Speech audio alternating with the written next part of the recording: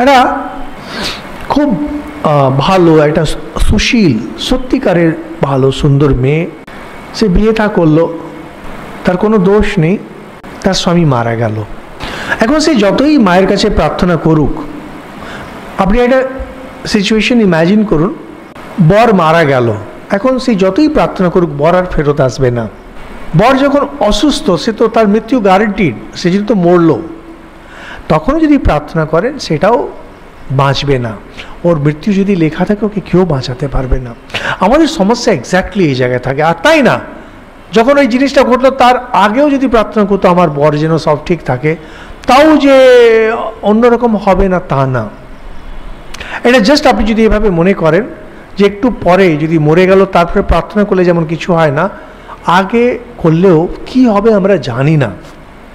একটা জিনিসকে হারিয়ে দিলাম, একটা জিনিসকে পেলাম না, এইটার জন্যে মনে যে একটা অশান্তি আসে, মনে যে একটা নেগেটিভিটি আসে, মায়ের শরণাগতি হলে, মায়ের শরণাগত হলে, মায়ের প্রার্থনা করলে ওই যে নেগেটিভিটি যেটা আসে, একটা হতাশা বোধ যেটা আসে, ওইটা কেটে যায়।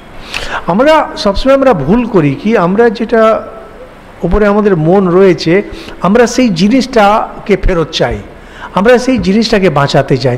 আমাদের শাস্ত্রে কোথাও এই কথা বলছেন না।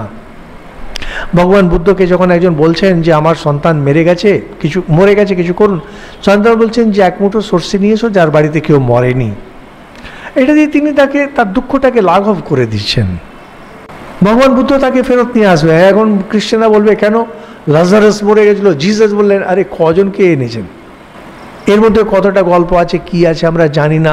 লাজারাস মরে গেছিল, আনকনসিয়াস ছিল, আমরা জানি না। In general they don't do such things. What they do, তারা ওই যে কষ্টটা যেটা রয়েছে, আর্থ যে পেন, এক্সক্রুশিয়েটিং পেন, যে ব্যথাটা যেটা ছিঁড়ে দিচ্ছে, ওই ব্যথাটাকে ওনারা উড়িয়ে দেন।